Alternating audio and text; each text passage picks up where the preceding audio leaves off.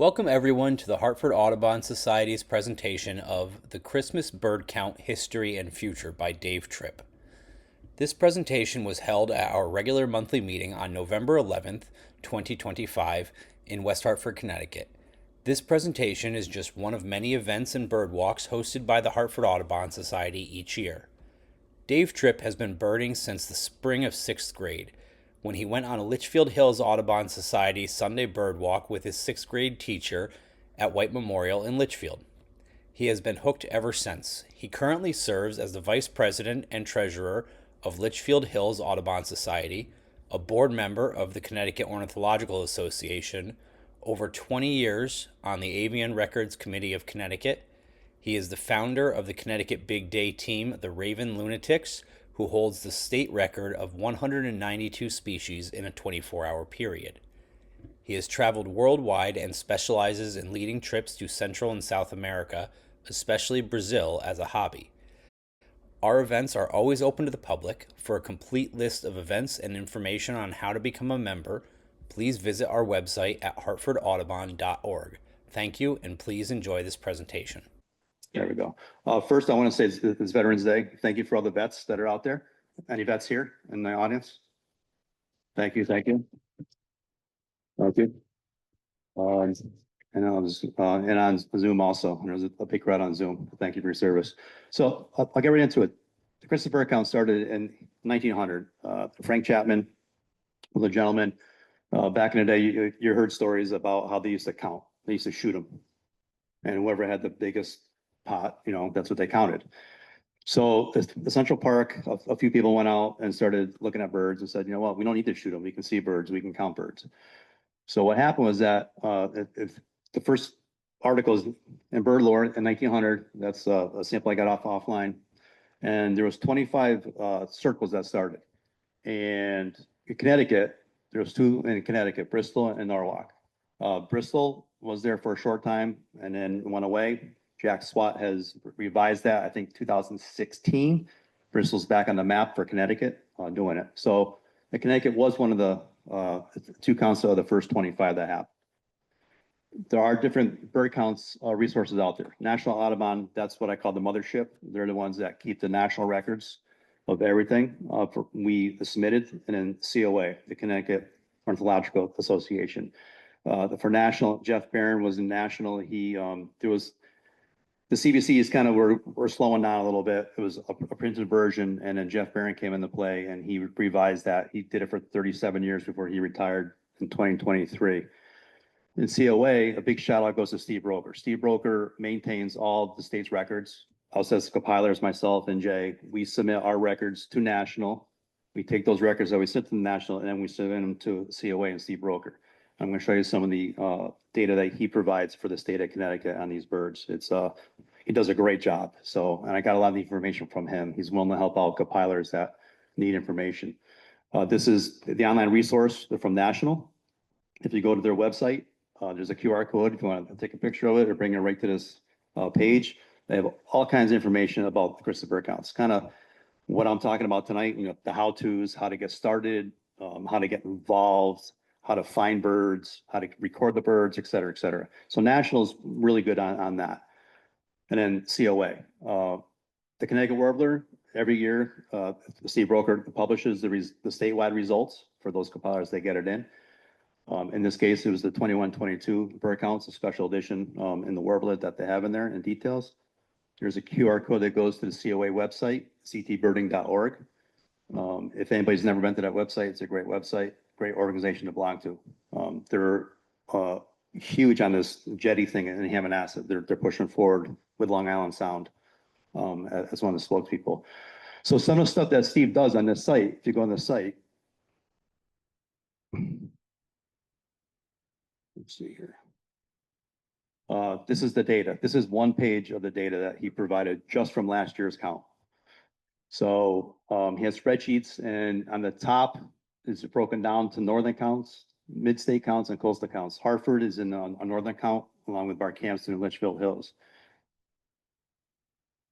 So let's talk about Hartford. Hartford first started their count in 1907. First compiler was Albert Honeywell. They went from 2000 or from 07 to 27, took a little break, and then from 1939 to current. Jay Kaplan is your current compiler. Jay's been compiling in some sort, whether a co-compiler or a sole compiler since 1980. So Jay's here tonight. Jay, thank you for your service for that. Again, he's here now, and he is recruiting. He's seeking help. You know, he's about that time. Steve Davis was another one that worked with Jay. He did 32 years for Hartford, on and off with Jay in the middle, helping Jay out, or they co-compiled together a lot. A couple things on species, and so the species data I got back from Steve was the 1950 to current. So we're talking almost 75 years of data. The 74, this will be the 75th, I believe. So the lowest species count that I found is 1961 and 57 species. In 2012, they had 105 species. So, and you're averaging in the 90s. It looks like for the last probably 8 years, you're in the 90s or close to 100. So that's pretty good for northern count. And you have some really good habitat on the Connecticut River. And as soon as you expand from that, some really good habitat. I had an old copy of the 1956 field notes. Again, Audubon, did a lot and maintain records. They had different journals that had these records. American Birds was the longest running, where you can go and look at every single account that was submitted to National Audubon in printed form. Back in the day, they used to charge people $5 to participate. So you're volunteering your time to participate, but they charge you $5. It never made sense. And then went from $5 to $10. And most organizations picked up that tab. So like Hartford Audubon would send in a check for whatever, X amount of people. Greenwich always had the highest participation. Litchfield Hills were running about 30. So we would always pick up the dime and send it into national as, thank you for helping us out. But here's one from Hartford. And I saw some, pretty interesting things just in this count in 1955. A couple dick thistles popped up there, 4 pine grosbeaks, 815 grosbeaks, which you'll see, I have a slide later. That's actually the highest count the Hartford's ever had, was 815 evening grosbeaks. And a lot of the old names, 5 Vesper sparrows are on there. Gray shrike, I'm not sure what that is. Is that a mockingbird or is it a shrike? I really don't know. I don't know that one name, but American merganser is the common merganser. American goldeneye is common goldeneye. There's a lot of old names that are on there, but there's some pretty good birds. Purple grackle is the purple form of the common grackle. But that's written record there. So why am I standing here? What makes me able to stand here in front of you all and talk about Christmas bird counts? My first bird count was in 1981 in Litchfield Hills. That's pretty much my home. That's my roots. It comes from Litchfield Hills. So in 81 was my first taste of a bird count as a participant. And then in 1984, I was a senior in high school. And I'll show you the map of Connecticut, but there was a huge hole up in the northwest corner of nobody covering anything. It was like the black hole. So in 84, I hooked up with, I talked to Jay at one point and Dave Roskin. And as a teenager and really into birding, I said, let's do a circle. It's named Barkhamsted because the town of Barkhamsted is the only town that's entirely covered 100% inside a circle. That's why it's called Barkhamsted. But it covers Canton, New Hartford, Heartland, Winsted, Torrington. So it's, a lot of towns, but Barkhamsted's the only town that's covered. So in 84, I started that, and I'm still a compiler to this day. Litchfield Hills in 1996, Ray Belding. He's a long time, kind of like Jay, they have this history of doing 30, 40 years as compiler. In 96, that circle used to overlap Woodbury Roxbury. So he kind of split it up to the northeast a little bit. And that was when I got my own area. I got Lake Warmog. So I've been doing my own area on Lake Warmog since 96. That's my best friend, the Fran Zigmont. The very first year he split us up. He gave him his own area because he's a really good birder too. And then from 87 on, we did the area together because him and I as a duo are unstoppable. We find stuff that, we're looking at in 2 different directions, and we have stories like I'm looking at on Lake Warmog and, at first light, and I see this raptor going over the lake. He calls sharp-shinned hawk. I put my bins up and I'm like, that's not a sharp-shinned hawk, it's a merlin. said, I got a Merlin. He goes, no, it's a sharp-shinned hawk. I said, no, it's a Merlin. He turns around and looks at me. I'm looking a total 180 direction, knowing he's looking at. So I turn around and look at his sharp-shinned hawk. He turns around and looks at my Merlin. And that's the way we always roll. Another story I have with him is we pull up to Ash Swamp, which is a little wetland. And I'm going to get into habitat. And we pull up and I stay in the car. He gets out of the car and I'm looking at a ruby crown kinglet. He's like, I have a Wilson's warbler. And I'm like, what? It's a ruby crown kinglet. He goes, no, I have a Wilson's warbler. And as soon as he said that, I knew right away. It was a male Wilson's warbler right below the ruby crown. I couldn't see it because it's over the bank. So here we got a ruby crown kinglet and a Wilson's warbler side by side. I mean, you can't beat these stories. And that was probably our best bird so far of the history of Litchfield Hills. Woodbury Roxbury, that's the count I do. Usually it's on a Saturday before. This year it's the following week because the 14th is Sunday. Woodbury Roxbury, I've been doing an area there. Usually split it with Ray at the time, but now we're doing our own area. But 2001 is significant because I was with Jamie Myers. You all know Jamie Myers. I used to invite him out to help us out when it wasn't a Hartford count. It was a different day. So he used to come out with me in the morning. Well, we go to this other wetland and we pull this wetland I usually go to. See what I'm saying? Wetlands, they're coming in more wetlands and wetlands and wetlands. Well, there was this flash of yellow we saw. Goldfinches aren't yellow in the wintertime. So if you ever see yellow on a Christmas bird count, you can get on it because it's a good bird. So I went diving into the swamp. I'll scratch up the thorns. I didn't care. It was yellow. So I get in there and I patiently waited and I can hear this thing chipping like crazy. I had no idea what it was. I rolled everything out. It wasn't a fox sparrow. It wasn't any sparrow I knew. It wasn't a yellow throat. It wasn't a yellow rump. It wasn't anything I knew. I finally get on this bird and it's bright yellow underneath, grayish head, broken eye ring, ashy throat. No idea. Totally lost. So I come out and I'm like, I described it all to Jamie and we had no idea what it was, but it was bright yellow. And we get in the books and Jamie goes, how about a McGilvery's warbler? I go, what? So we pull out the book and sure enough, it was Connecticut's first document, the McGilvery's. Now, since then, we're doing some historical records. There might be other McGilvery's, but that was the first document, the McGilvery's, and the word got out and everybody started showing up. I don't think anybody really got a good look at it like I did because I was buried in the swamp waiting for it to come to me, but people got flashes of it and it was calling like crazy for 2 or 3 days. So any flash of yellow, get on it. Litchfield Hills, I just became compiler in 2022 after Ray gave it up after 45 years. He turned the reins over to me, so now I'm the compiler. So I've been doing bird counts for 40, I don't know, I can't do the math right now, but over 40 years I've been doing bird counts. Finding some good stuff and, hopefully what I'm about to show you tonight or kind of get you motivated to do is again, these bird counts. So we're gonna take a little poll right here in the audience and I can't see Zoom or raise your hand, but how many in this room have actually participated in the bird count? Nice. A lot of hands. I like it. Have. Oh, okay. How many? All right. Put your hands down then. How many have never participated in bird count? See, that's usually more hands go up than the hands go out. All right, perfect. That's awesome.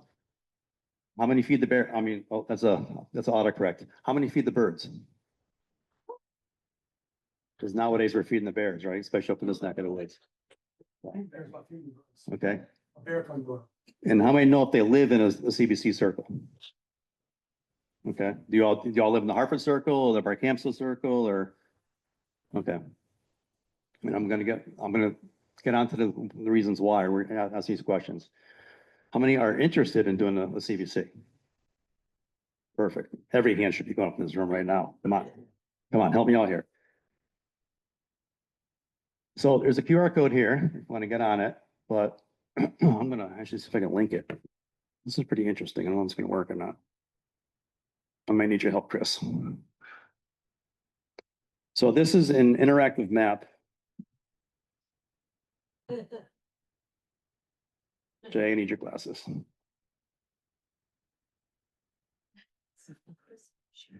Technology.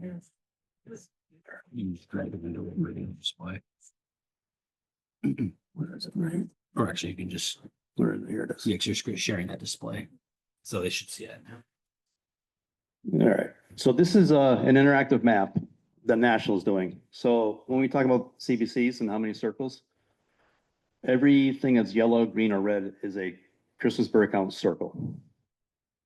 The circle is 15 miles in diameter, 7.5 miles radius. And I'll talk about Hartford's in a second. But these are all the different circles that National does. So when I talk about National, Steve Broker takes care of a double-digit circles for Connecticut. National takes care of all of these. So I can maybe zoom in here.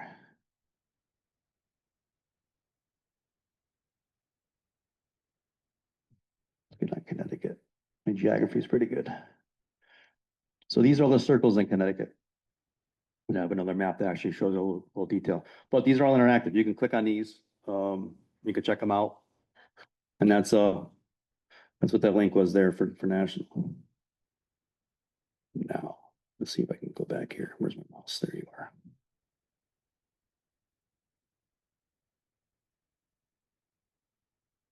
Oh, look at that. Not bad. Looks like I know what I'm doing. So here's Connecticut's, right? Here's Hartford. So Hartford's count this year is going to be on the 14th. The 14th is the start of all the counts. It's going to be the 14th, regardless of where it is. It could be on a Wednesday, Thursday, whatever. This year happens to be on the first Sunday. So the 14th is the start, and January 5th is the last count. So Barcamp's count that I compile, if you're close to us, Jay does have an area in Barcamp's he's been doing for the 40 years with me, 40 years plus. He's been here since day one with me.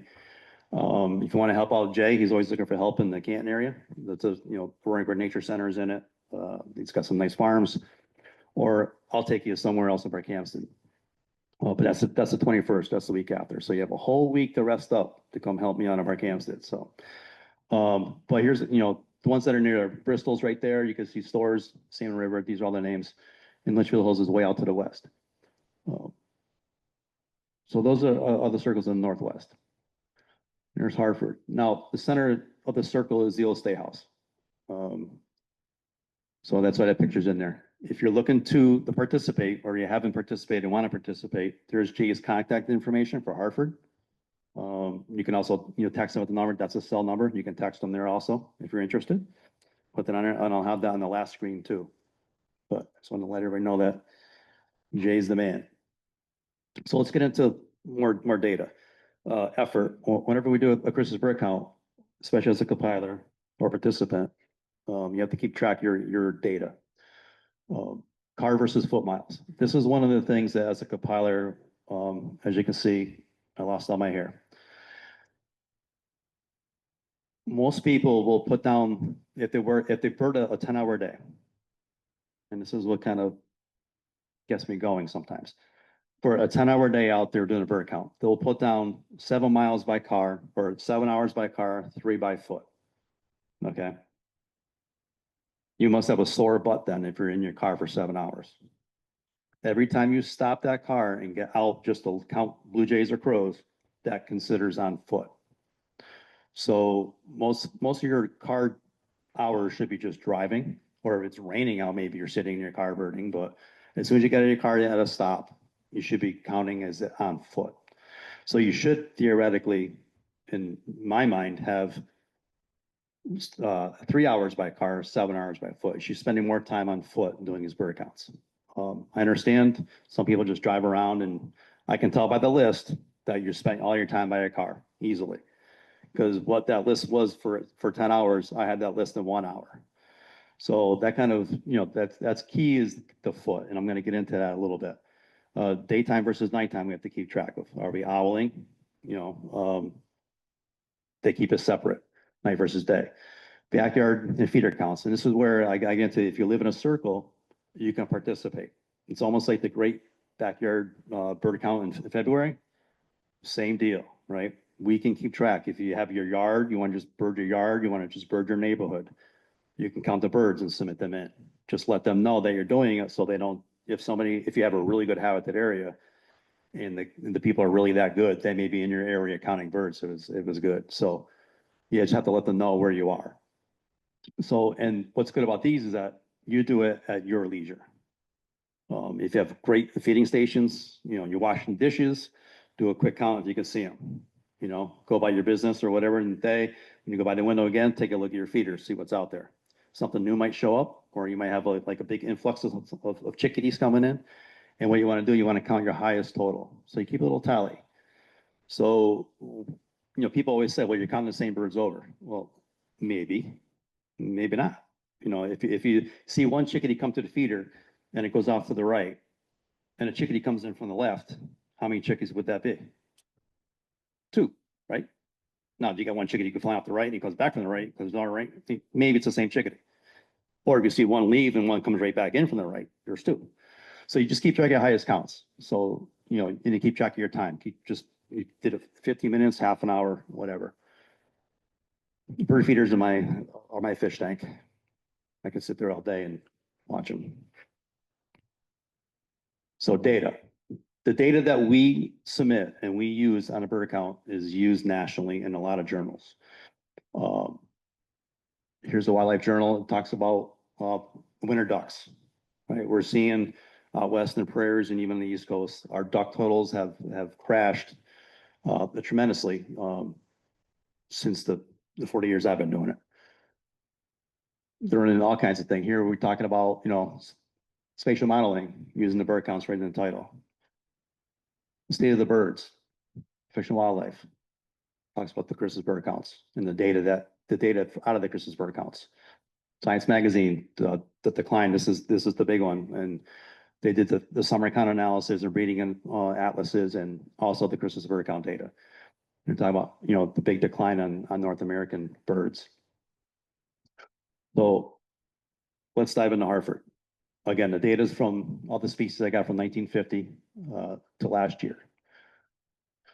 So what I did, I went through all the spreadsheets, picked out some birds, and to show trends. So one of the things that I always get from all the negative people is, if you see blue jays, how do you know that you count the same blue jays? I said, I might be, might not. It's not an expert, it's not a perfect science. What we're looking for are trends.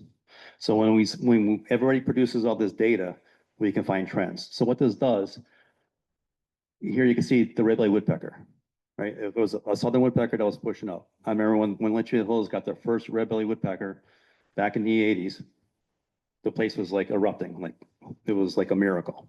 And then since then, as you can see, what's happening with red-bellied woodpeckers, right? They're at everybody's feeder, just about. You can hear, a pair breeding in the area in the summertime, but this shows the numbers are steadily increasing. Yellow-bellied sapsucker, same thing, right? 1950 to 1980, there were some sightings, but not anything, right? Red-bellied woodpecker, same thing. And this is just Hartford data. So I thought it was pretty cool watching these graphs and just how they climb. I mean, there's a sapsucker. All these pictures are mine from Chris's bird counts. So anything to do with the count, that's what you're going to see here. So I took them on account. Ravens. I threw some Litchfield Hills data in here because I had it. And I'm going to show you the comparisons of Litchfield Hills versus Hartford on some of the data. So ravens, we know that are now throughout the state of Connecticut. They're down in Cape May, New Jersey. They're really expanding. California actually has programs where they're euthanizing ravens because there's so many, and they're eating the baby gopher turtles, tortoises. So there's permits out there because there's so many ravens in California, and we're seeing that here now. They're everywhere. They're breeding in downtown Torrington. There's at least 2 pairs I have in Torrington. One underneath the salt shed, and I know there's different salt sheds. We found one in Litchfield's salt shed first. I know there's a salt shed down in Essex that they're breeding in. They get up in the trusses and they actually build a nest. So ravens are everywhere, but this is crazy. Look at this graph. First ravens were actually up in Sharon. The first nesting ravens were up in Sharon. And I remember being in Barkhamsted. I knew they were in Sharon because I went and have seen them. And Sharon Audubon had them on the bird count. So I was always waiting for Barkhamsted, hopefully to get the first raven in Connecticut, which I think we did one year. I think we beat Sharon by 1 year. But 91 was the first one recorded for Litchfield Hills, and they just taken off. We had 39 in the count last year. Here's Hartford. Now, what you can see is kind of the same trend, right? You don't have as many here, but you can see the graph. It's consistent with the ones that are out west in Litchfield Hills.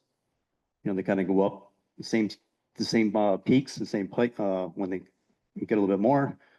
And I thought that was pretty interesting.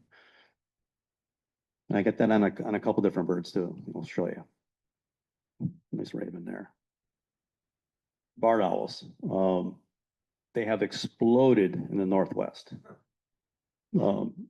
Crazy. The summer counts, we're getting 30, 40 barred owls in a summer count. They're calling all day long. They're calling all night long. And even Hartford, you look at Hartford, Hartford's had them a lot, but they got these, peaks. But your highest count in Hartford's 7, which I thought was very interesting because they're everywhere now. Where I'm seeing silhouette declines and barred owls are increasing something. Barred owls are eating silhouettes because they kind of like the same habitat, but the silhouettes are adapting. But that's barred owl. And then red-shouldered hawks. Hartford's had a pretty good representation of red shoulders throughout, and it's probably because of Connecticut River Valley, where Litchfield Hills didn't. We were lucky to get one on a bird count, and then they're just taking off in Litchfield now, in the Northwest. But I just put the graphs, and because even now in your count, we're up in the 20s in Litchfield Hills, and you guys are at 18 now. That's as of last year. There's an immature red-shouldered hawk there. What you're going to find with a lot of red-shouldered hawks, and I've seen this on CT birds a lot, is red-shouldered hawks will sit in somebody's backyard. They love to sit on fences. They love to sit on decks. They'll sit on top of a bird feeder. So most people are like, oh my God, trying to get my birds. No, they're not getting your birds. They're looking for either the short-tailed shrews or the mice that are coming out to the bird feeder. That's what they're hoping to get. I was camped out on a bird I'm going to show you a little bit later, looking for the day. But I had a special bird coming to this feeder, and when we got there to look for it that day, this guy was sat there all day long. Now, he wasn't about the birds. The bird was looking on the feeders, but the bird I was looking for, I didn't get that day. But I'll show you that bird a little later and why I'm just kind of ruined my whole day. But he sat there all day, and I was probably 10 feet from him at eye level. Beautiful bird. Somebody had mentioned hood merganser earlier. So here's a hood mergansers. Again, it's a duck that's sporadic around, and this is Hartford data, and they just shot right up in the last few years on numbers. I'm not sure the reason why, or if it's just a staging and movement, but they're really staging pretty well in Northwest Connecticut until the waters freeze. I know in Barkhamsted, there was one year I had a couple hundred mergansers on a lower reservoir just before below the Seville Dam on Lake Montana. Had a couple hundred hoodeds, and it was the most I've ever seen in one shot, and until it froze up like the next day and they were all gone. So these guys will stage until the water freezes. Rough grouse. Anybody remember rough grouse? Right? I don't even. Yeah, I don't even remember when the last time I saw one. I hear them in the spring because I know where to get them drumming, but here's Litchfield Hills data, and here's Hartford data. Kind of the similar, very similar. Back in the 80s, I used to hunt when I was a teenager with my family, and back in the 80s, and we go to South Windsor. We're hunting grouse, but the grouse population just crashes, and I don't know what's going on with them. I know they are up in Northwest Connecticut in the woodlands still. A couple of towns like Heartland and Norfolk and Colebrook, but I thought the data would just shows you guys haven't had a grouse since looks like 95. Kind of sad. Eagles. I'll keep my comments about eagles and peregrine falcons to myself tonight. Some people know what they are, but I think they're getting too many now, personally. But here's the data on eagles, right? And I got another one, a graph on eagles. But the one thing that I noticed, and I heard about this about 15 years ago, 20 years ago, Bantam Lake used to be a huge American coot staging area. And right around that time, and you can see the crash here on coots, this is Litchfield Hills data. As soon as the eagles showed up, coots are easy picking for eagles. All right.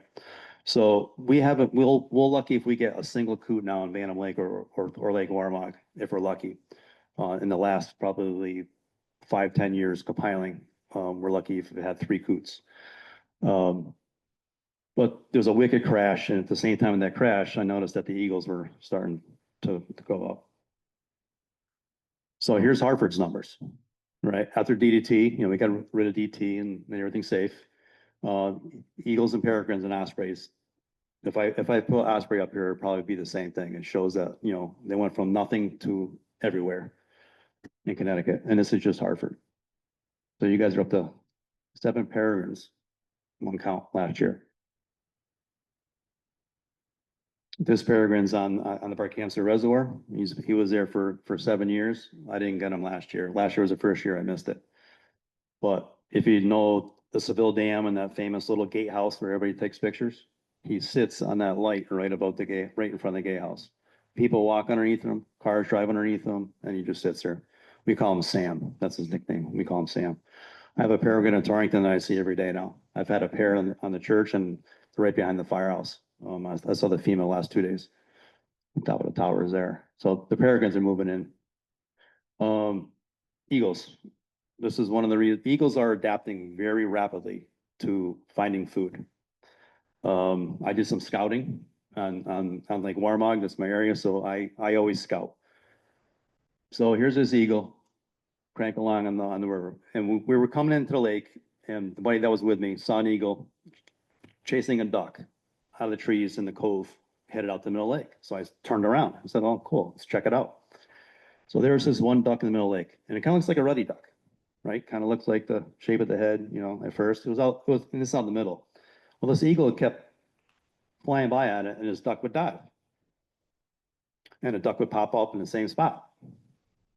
And the eagle would come back, it'd swing up like hover, and the duck would go under, and the eagle would peel off and come back around. Duck would come up. Eagle kept doing this and doing this. The duck kept popping up in the same spot. So I'm thinking to myself, it's not a ruddy duck. It's not a diver. Most divers can dive. They can travel 50 feet and pop up someplace else to get away from the eagle. This duck would just dive and pop up. So I finally got my scope on it.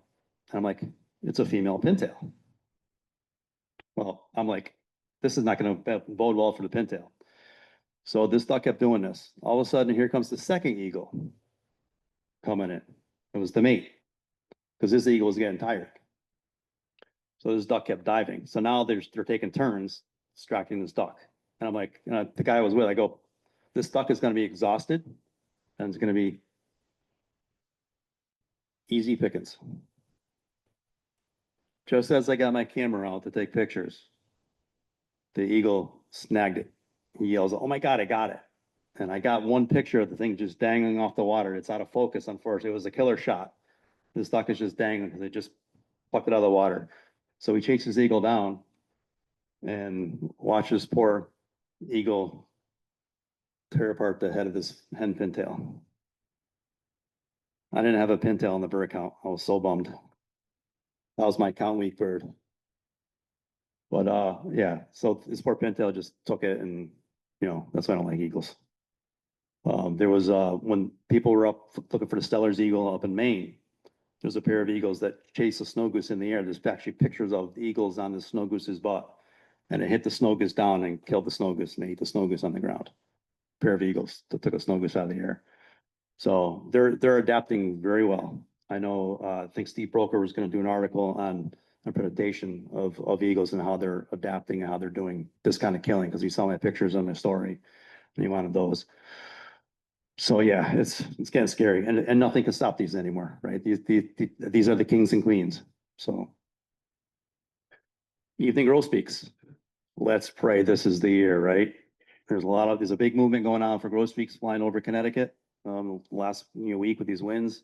Canada's actually all excited because they're actually seeing grosbeaks push down in Alberta and Ontario at their feeders. All the feeder cams are going lighting up with evening grosbeaks. One of those cameras had a pine grosbeak at it. So when Canada gets excited, we should be starting to get excited. But our last grosbeaks in the Litchfield Hills were 1988, and you can see where it just went there to nothing. We'll get a couple of hits here and there. We had I think 2020 we had grosbeaks that Fran and I had, and we were like all excited. And then there's Hartford's data. What I found interesting with this, when I overlap both of these, if you look at the spikes, they follow Litchfield Hills' spikes. So they're eruptive years. If you see like 1970, it mirrors Litchfield Hills, 1970, looks like 1960-ish, right? They're almost identical with those nice big spikes. Even in 2005, there's a double key there. 1995, where Litchfield Hills had just a couple, so did Hartford. So when we talk about data, this is what I find very interesting about a lot of the birds and the data that we produce and we submit, so that we can tell patterns. We can see if it was a really good year for the state of Connecticut, or is it just northern counts? And what Steve Broker would do, he'd look at the southern counts, and I would look at the southern counts. Is it just the northern counts that are getting these, and the southern counts aren't? That's what's good about the CT birds. When people submit on CT birds, a lot of these, like the grosbeaks that we're all going over this last week, there's a lot of hits on CT birds from different areas in Connecticut with grosbeaks going over. That's what's good about CT birds. Or the St. Hill cranes that came from Maine through New Hampshire, Massachusetts, and Connecticut. It was the same flock that we were able to track. Or the zone-tailed hawk that hit Lighthouse Point. That was in Maine. We were tracking that actually through the internet and social media, that people went out from Lighthouse Point and actually got that zone-tailed hawk when it came over. So that's what's really good about social media and the internet, is we can get data out there faster and everybody can see that data. Another thing that I like about data is, here's the house finch. And if you look at the overall graph, right, I don't care about the numbers, but if you look at the overall graph, what it's doing, they kind of mirror each other, Litchfield Hills to Hartford. I thought that was pretty interesting. So the data, the data's there. You just got to get it on spreadsheets and numbers, and it shows trends, right? We're not looking for the exact number, but we're showing for trends, and all the graphs and charts show these trends. So this is my favorite part, because this is the how-to and getting out there and doing the hard work. So it's gonna be a lot of pictures. So the one thing I'm gonna say is, any kind of birding you do, whether it's summer count, fall birding, winter birding, whatever, it's habitat, habitat, habitat. Butterflies have specific flowers and greens and habitat that they do. Amphibians have different habitats that they live in. So do birds. So the more habitat you hit, your better chances are of getting birds. So when I talk about habitat, there's three things that birds are going to need in the wintertime. They're going to need food, they're going to need water, and they're going to need cover, because they're easy pickings for especially the accipiters, right? And if you learn how to do a barred owl call, you'll actually attract in a lot more birds than a Christmas bird count for numbers. Believe it or not. So this is me at the beginning of the Christmas bird count season. And how I feel. I'm excited. I'm ready to go. I hope you're all the same way. Right? We're getting there. Another month. But yeah, I love it, right? But that's me. It truly is. So, like, well, what do we do? Is it just a day? Some people just go out a day. Me, and I'm sure a few other people, like to get out there earlier and kind of see what's around. We call that scouting. We're driving the areas. I'm not on Lake Warmont, because it's probably a good half an hour drive from my house. So I'm not out there every weekend, but I will scout the area beforehand, especially the 3 days before, which is called count week. So the other thing you can find are typical, like, these are all snow geese. I was at a Lake Warmog. It was a cold day like today. Kind of the cold front came through, and these are all snow geese. And then another flock of snow geese. I had 3 flocks like this going over 2 days before the count. I was bummed, but that was a pretty cool experience and sighting that I had, just birding, scouting my area. So the 3 days before the count is what's called count week. So if you have something, especially when Connecticut's weather is unpredictable, we may get a blizzard, we may get a sudden hard freeze, we will lose all of our water. So if you can get out the 3 days before, it's a good chance to start looking at what birds are there, where you might find a catbird, where your local mockingbird might be hanging out. What's the food looking like? That kind of thing. So we call that scouting, and plan when you're out there scouting, look at what's going on and plan your first light. Yes, first light, 7 a.m. Expect people to get out there. That's the best birding. And if you can't, consider owling. Not a lot of people owl. Probably 3 out of the 14 or 15 areas I have, I think 4 areas may owl. You can go out at 4 a.m., just a couple hours before. I wouldn't go out any earlier. I used to go out at 2 a.m., used to go out at midnight and freeze. And by that time, by 3 a.m., we're pulling over the car sleeping because we had no owls until about 3:30, 4 o'clock when the owls really start calling back. So we start planning. We start looking at old data now and we start getting out there. So when I talk about first light, that is the best birding. 7 a.m., the light starts breaking usually in December. We like to be out there. Usually you start hearing your chickadees, you start hearing your juncos. The mourning doves are already out. This is a really good time to find red-shouldered hawks perching in trees. I find more red-shouldered hawks and merlins first thing in the morning, sitting in trees, just driving around. You see a silhouette because there's no leaves on the trees, and boom, you pull over, there's a red-shouldered hawk. One thing about bird counts, you have to be patient, right? We're freezing. I'm getting cold right now. I'm standing up here. The heat, I think, got shut off. But you have to be patient. It's relentless. And the main thing is that you need to get out of the car. You truly do. If you want birds and do a bird count, you really need to get out of that car. Even though I understand it's warm and it's 20 degrees out sometimes, right? But we got to beat the bush. We got to work the wetlands, and we got to walk the field edges. Those are where you're going to find your majority of birds. Those are going to be where you're going to find your, what we call good birds or rare birds, or the birds of the count, right? When you come back to the compilation, everybody has that competition where who's got the best bird of the day. All right, this is where you're going to find these birds. You're not going to find them in an oak forest. You may find them on open water in a lake, but we really need to get out and be beating these areas and listening and finding these birds. Tedious and frustrating, it can be, but it can be very rewarding at the same time. And again, learn how to do barred owl. Can you give us a sample? Barred owl? I actually have one in here. I'll show you. So first light, it's the other thing you get at first light. This is Lake Warmog. You get different views, this is nice open water. It's Maracostas.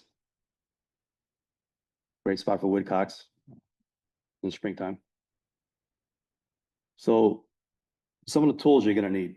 You gotta use your skills and techniques. A lot of that comes with experience. Learn from people. Watch people, watch the good birders. The good birders that are out there know how to find these things. Watch what they're doing, listen to them, see what they're, if they're talking about it. Keep scanning. Your eyes and your head should be on a swivel. You should almost be like an owl, looking all around, looking at the sky, looking for any movement, looking for anything that's out of place. That's how you're going to be, using your scanning techniques. Learn the calls of other sounds. Red squirrels and gray squirrels can imitate birds. I mean, gray squirrels not so much. They sound like maybe a ducks, when they do their squawk. But the red squirrels and the chipmunks can sound like birds. People sometimes will confuse red squirrels, especially. Merlin. Merlin is a great tool. Again, it's a tool. It's not an identifying. My next venture is to do a whole program on Merlin. I love Merlin. I use Merlin. I test Merlin all the time, especially in the summer count. And I test in the winter count. I'll play it just to see what I'm not hearing. My hearing is going. I have a range where I can't hear golden crown kinglets. Just that one. I can hear everything else. It's just the golden crown kinglets and brown creepers. Sometimes I'm just not picking up unless they're right in front of my face. That's why I have Frank with me. Frank can still hear that stuff. But Merlin will pick that up, and I'll start looking for it. Merlin will find a bird that I didn't hear or recognize because maybe I was distracted by some other birds, and I'll go back and try and find it. So when I say Merlin's a tool, you identify the birds. Merlin just helps you identify the birds. So Merlin may hear it because all Merlin does is hears a sound and applies that sound to a database and sonograms. And if it looks like it matches that sonogram, Merlin says, oh, it could be this. Well, it might not be that.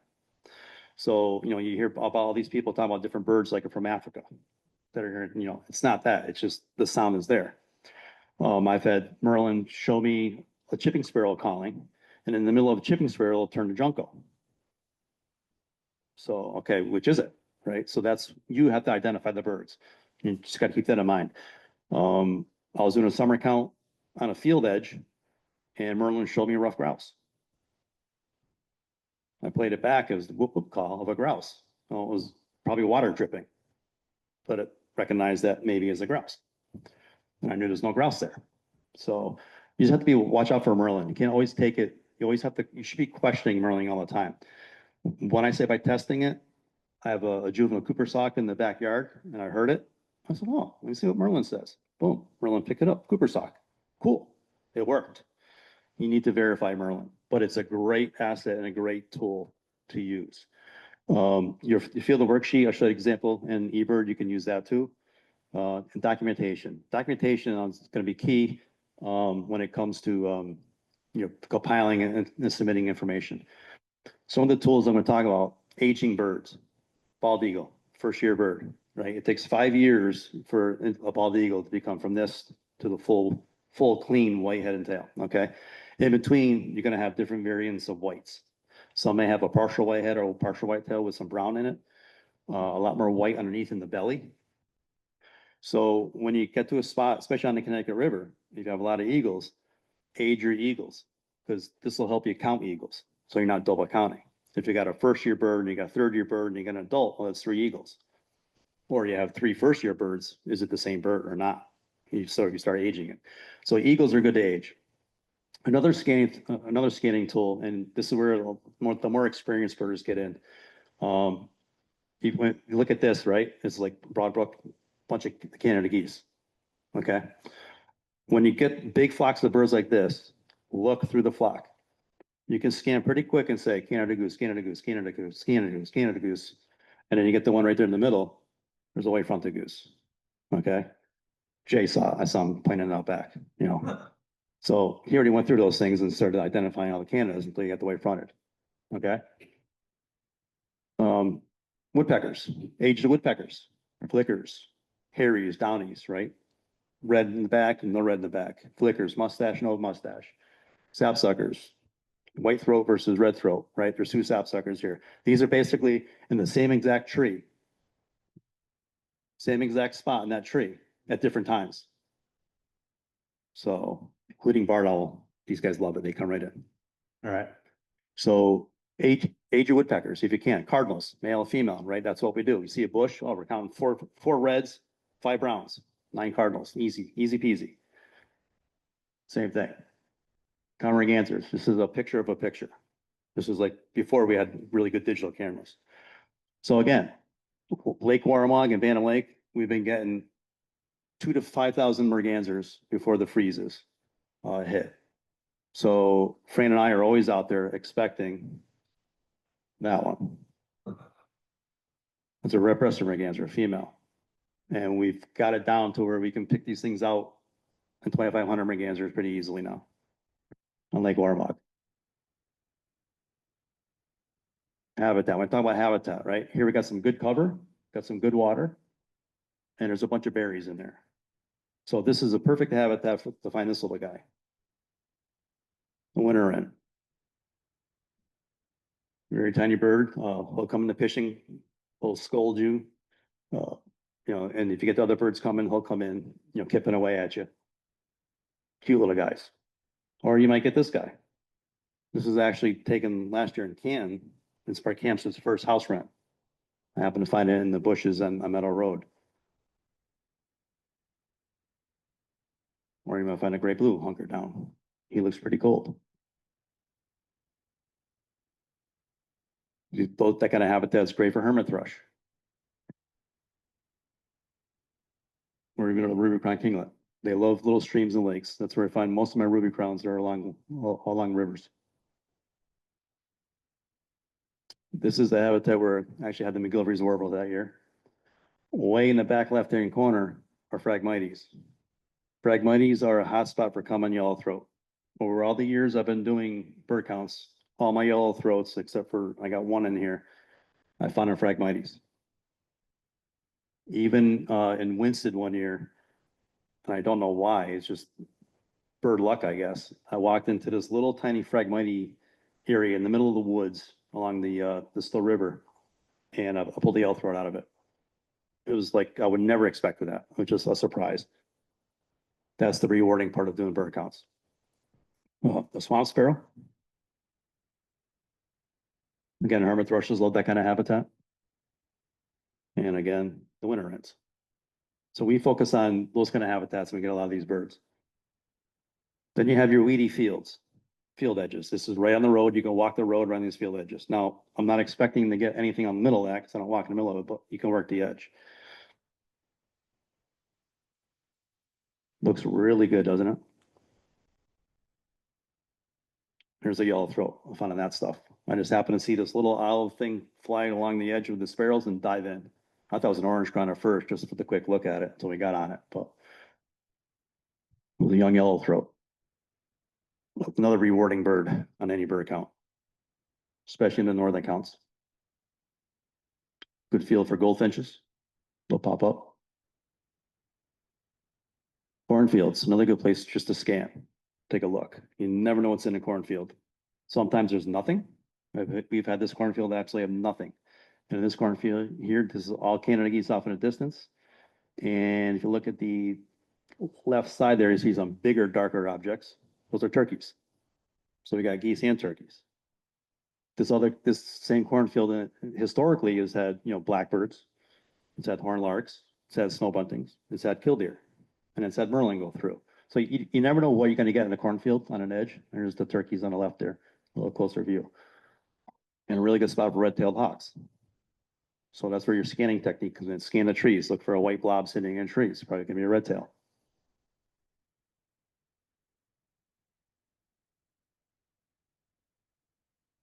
Here's a horned lark. And who knows, maybe we'll get one of these one day. I know you had them in Bloomfield a few years back. This is New Milford last year. That was my first for Christmas bird count.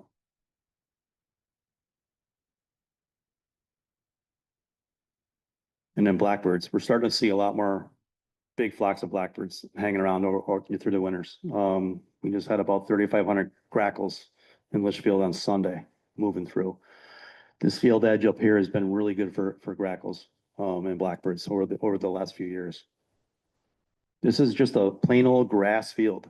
And everybody had left me, even Fran, they all bailed on me in New Milford. And I kept going because I had another half the area. I come up to this field and I see this big flock of birds flying. So I'm thinking horned larks. So I finally get on them. I'm like, they weren't horned larks. They weren't calling horned larks. They finally land and I track them down. They're pivots. Every single one was a pivot. It was a cool experience. And I was by myself to share with myself. They all left me. It's all right. Bushes, the field edges and bushes. This is a bird that, we try and find or try and get other than song sparrows. Like here's a fox sparrow. This was a couple of years ago. We had a shrike in the exact same area, a northern shrike. They're afraid of found, so we're looking for a shrike and this guy pops up in the field. So a lot of these birds, once you start doing bird counts year after year after year after year after year in the same area, you start to learn the habits of some of these birds. So it's a great little field edge on the power line cup. And this is the year later, second year, fox sparrow, same spot, literally 50 feet from where it was the year before. So we're going to try for fox sparrow, I guess what, again, next month. Towies, always excited to get towies. Some of these birds, if you use merlin and use the chip notes or the tweet calls for these guys, they'll call right back. This guy was this towee. We actually had 3 towies in this one area. It's an area that we've got towies in the past, so we always know we're probably going to get towies there. These birds are pretty good at returning to the same spots where they are. So we got towies. We actually had 3 different towies last year, and the New Milford count, or Bay Roxbury count. But that's always a cool bird to see in the Christmas bird count, right? It's not your normal chickadees, blue jays, nuthatches, right? Titmice, crows. This is what makes us keep going those days. Birds like this. Red-winged blackbirds, they're always special to get. Again, we're talking northern counts here, right? We're not talking, I'm sure at the Connecticut River Valley, you probably get a lot of red wings. But when you're talking in the Northwest, we don't see too many red wings. We're starting to see more and more over the last few years. Red wings are hard to come by. There's so many in the entire circle had red wings, we got excited. And we get more excited over this guy. Rusty blackbirds. And of course, Woodbury Roxbury's always been the capital of bluebirds. They live by that. Military Hills is, right there with them. We have a lot of bluebirds in the area. Rivers, scan the rivers. You might find some common mergansers. Gray blues. And if you're lucky enough to have a big lake or pond in your thing, you might get lucky enough to find a common loon, which we're starting to get more and more of. We're getting maybe one or two between Bantam Lake and Lake Moramug now. Over the years, we'll get probably one on the count now in the last 4 or 5 years.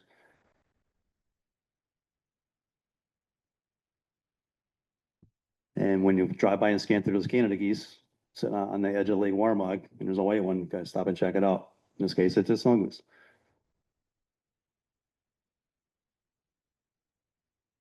Right there in the foreground, we had 4 hen red-breasted mergansers one year, and there's 3 right there in the foreground.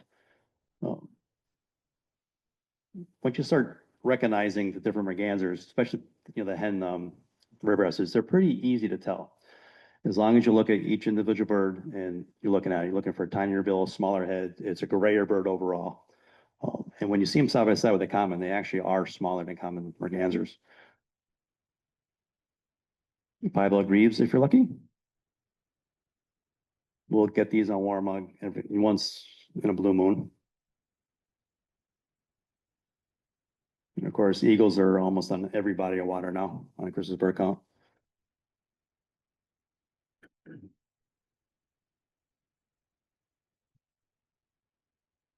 There's the 4 hen mergansers in the background there this time. Having open water is pretty nice. I know you usually do pretty well for waterfowl when you have open water on this count, or historically. I see the list, and you probably have a good 15 species of waterfowl in most cases. Ruddy duck, ringneck ducks, greater scaup.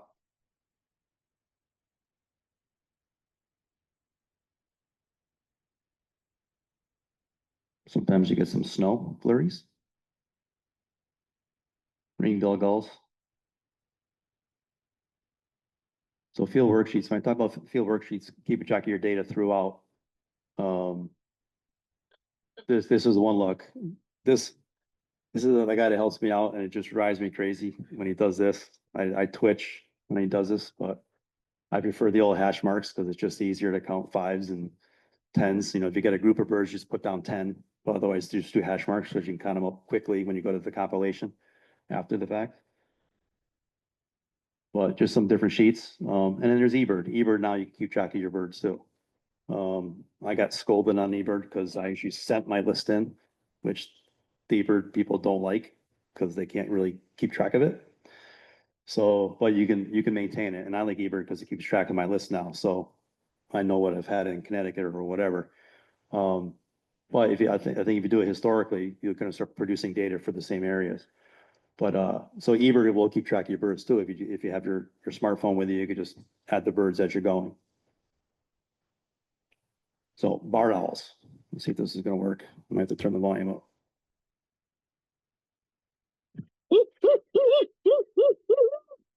That's a crappy barred owl. That's me. That's crappy. Yeah, understand. Can you hear that?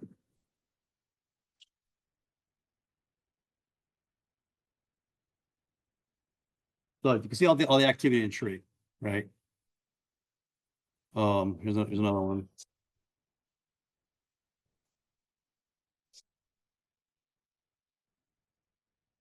You know, little mew in the background there.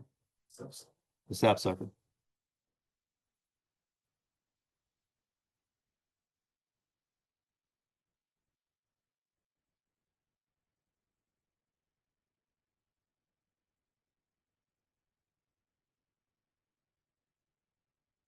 Even the kingfisher is going nuts, so we run the lake.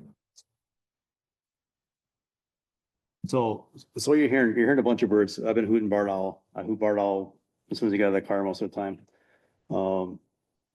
As soon as you get the blue jays and the white-breasted nuthatches going bonkers, the chickadees and titmice will join them. They'll bring in stuff like hermit thrushes start clucking. We had waxwings go by us. the sapsuckers really and flickers really come into barred owls. Barred owls are really good for all the woodpeckers. If you're missing any woodpeckers, start with barred owl. Woodpeckers come right in. I've had 5 species of woodpeckers come into my barred owl one shot. Pretty cool stuff. Piloteds even come in. They'll be clucking in, doing their call, flying in. Sapsuckers, we had 5 sapsuckers in one spot in the Milford last year.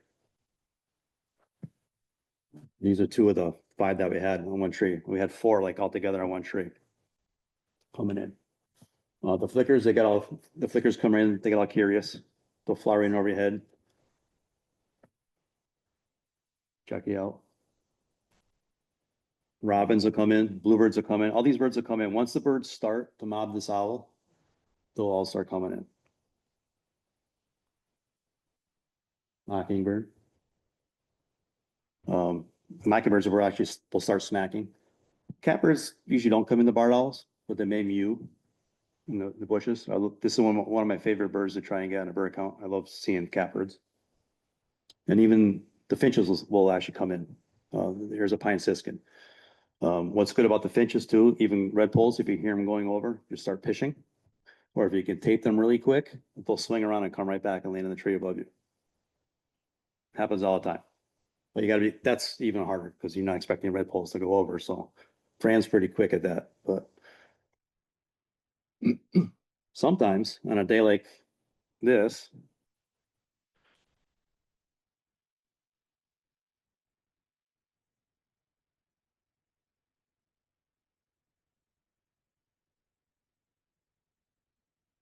if you look at that tree above him, pretty active.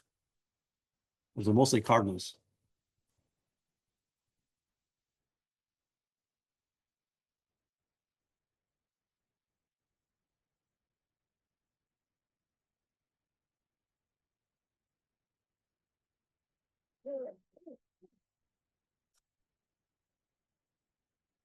So even when you barred owls during the day, especially on a cloudy day like this or snowy day, they'll actually come in and answer.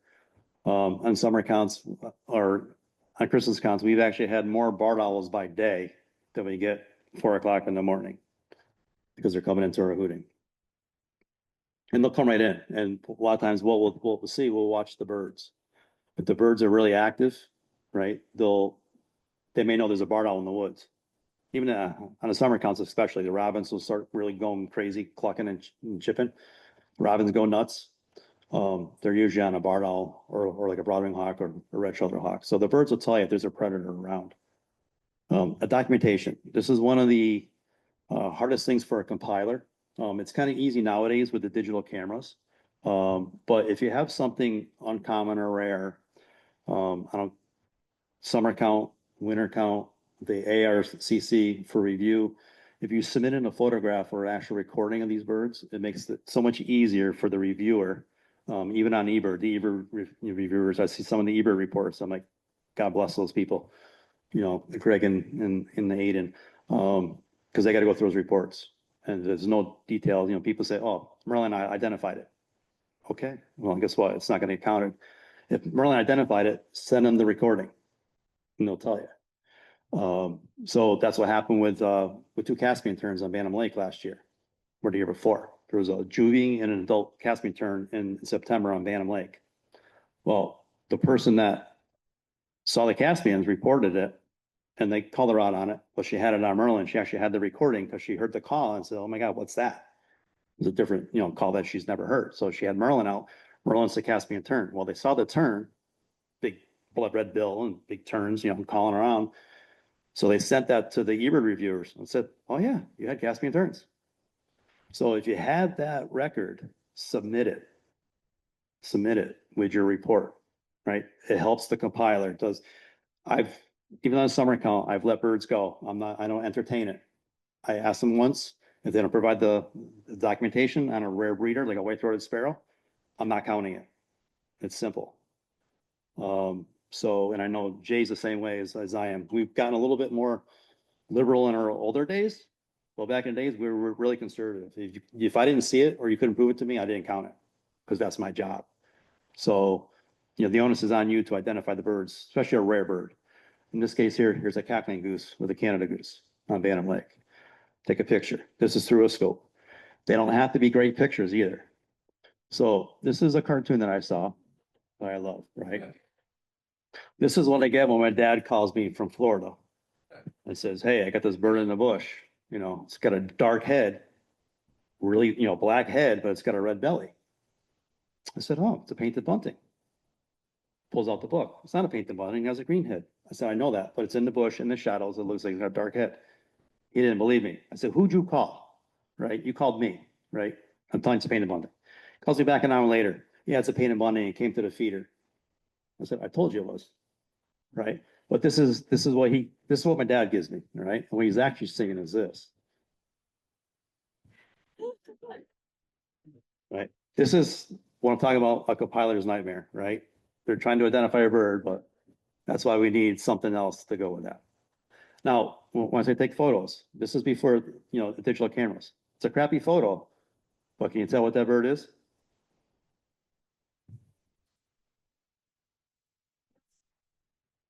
Close, not quite. It's a dick sissel. Again, my team left me in New Milford. They always do about 11 o'clock. And as soon as they left on the road, I saw taillights because I was in a sparrow spot where we usually get sparrows. There's this dick sissel.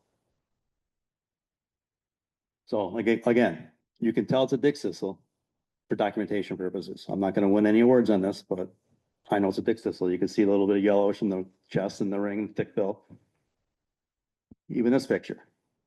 This is on the Farmington River in New Hartford. No, I wish. That bird is in my area and I smack myself for not finding that hermit warbler. There's another picture. Lousy picture. Cape May warbler. This bird actually, I saw this bird across the river in New Hartford and I looked at it and I knew it was unusual from across the river. It was on the ground, on the water's edge. It flew right across the river and landed 5 feet from me. Now, this is back before cell phones, right? So I couldn't pull out my cell phone, take a picture of it because the iPhone would get a great picture. So I had to call a friend and just say, hey, she had a camera. I said, come down here quick. I got this bird. I just want to document. Not a great picture, but it's documented. Nobody's going to doubt me that that's a Cape May warbler.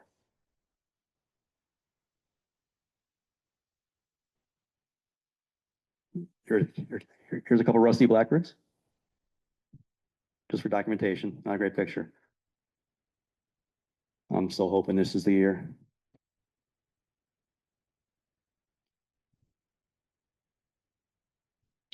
There's the white fronted again.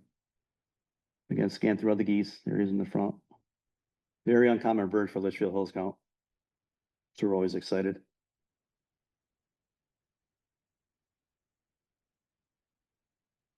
So feeding stations, this is where it could get exciting. Get your common birds there. And if you're lucky enough, I got words for this guy. Because remember the red-shouldered hawk I told you? He was sitting at this feeding station. We saw this bird. This bird was there for about from November to the next February. Wow. We got it for count week. We got it the 3 days before. We were there every day. 3 days before, 2 days before, day before. We went to this house 4 or 5 times that day and it never showed up. Guess what was back the next morning? Yeah. Yeah. This is one of my biggest misses. This is one of my heartaches. When I say, you know, it's frustrating on account. Yeah. This guy did it to me. Yeah. But he put on a really good show while we did have him. What kind of bird feed is in there? There's mealworms I could see in that one. I know Olaf did a really good mix of, you know, he wasn't shy about putting all kinds of different seeds out there. So I don't know exactly what he was eating. I couldn't tell. But I could see I could see a mealworm right in the middle there. He could have been eating the mealworms or like a peanut butter type thing. And then you might get this show. Try and count these as they're moving, right? So again, it's not an exact science. Sometimes usually in most cases, we underestimate these counts. So what I wanted to do, I took pictures. And the reason I took pictures because there's a big flock of grackles. A bird that commonly associates with grackles is a yellow-headed blackbird. So I took pictures and pictures and pictures. So when I got home on my computer, I can look at every single one of these and see if I can find a yellow-headed blackbird. I didn't find one. But what I did find in these flocks, and this is a mixed flock. If you look at the birds that have silver in them, those are all starlings. So there's a couple starlings right there. I can see one up top there. It's a bunch of starlings mixed in there. And then down here in the bottom right, there's a red-winged blackbird. Another picture shows about 4 or 5 red-winged blackbirds. You can see the males down below. And when I was going through these pictures, I saw this guy. There's a Cooper's hawk.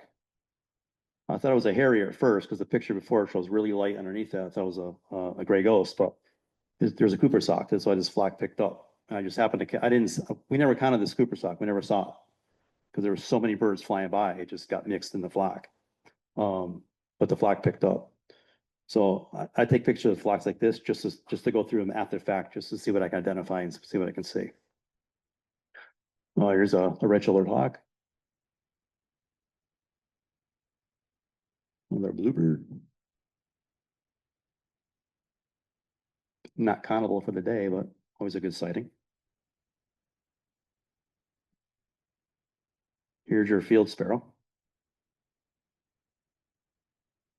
Another bird that's always a bonus bird on these counts for us. Another fox. We're always trying to find fox sparrows. I just think they're cool. There's your white-throated.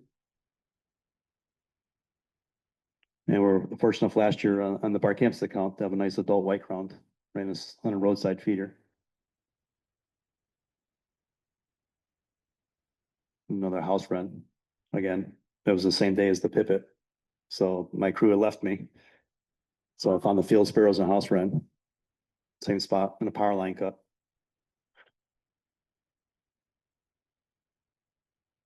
But documentation is always good for the compiler when you submit it into your records. Pine warbler.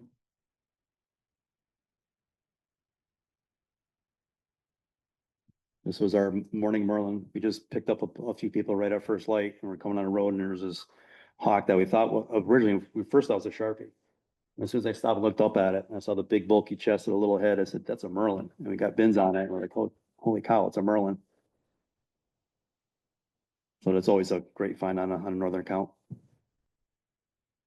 There's Sam again. And he does show back up occasionally on that light. I've heard from people walking by. So there I am, right? We're getting close to that season. That's how I feel. This is what happens after it's done, right? When another count is completed, this is, the time flies by so fast. But that's after a good day. There's a couple references up here that I've used, put this program together. I always end my programs with a sunset, no matter what I do, where I am. This is Lake Warmog. We camp out here until it's dark in case any ducks come in. It has paid off. The last 3 years it hasn't. Even the geese don't even come anymore. But as a reminder, your account is on December 14th. Jay Kaplan is your compiler. There's his contact information there. Barcampstead is on the 21st. There's my email there if you're willing to come out to Barcampstead. And that's all I have. And thank you very much for putting up with me.